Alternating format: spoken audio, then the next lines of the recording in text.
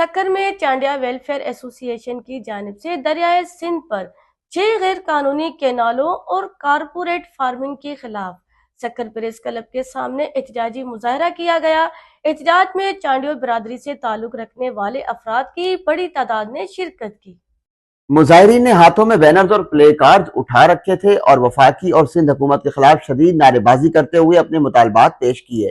احتجاجی مظاہرے کی قیادت سندھ چانڈیا ویلفیئر ایسوسی ایشن کے صدر گلزار احمد چانڈیو، جنرل سیکرٹری راجہ خان چانڈیو، محمد نواز، نائب صدر محمد شریف، سندھ مالیہ سیکرٹری اختیار علی چانڈیو سمیت دیگر عہدیداران سمیت سندھ چانڈیا ویلفیئر ایسوسی ایشن کے متحرک رہنماؤں نے کی۔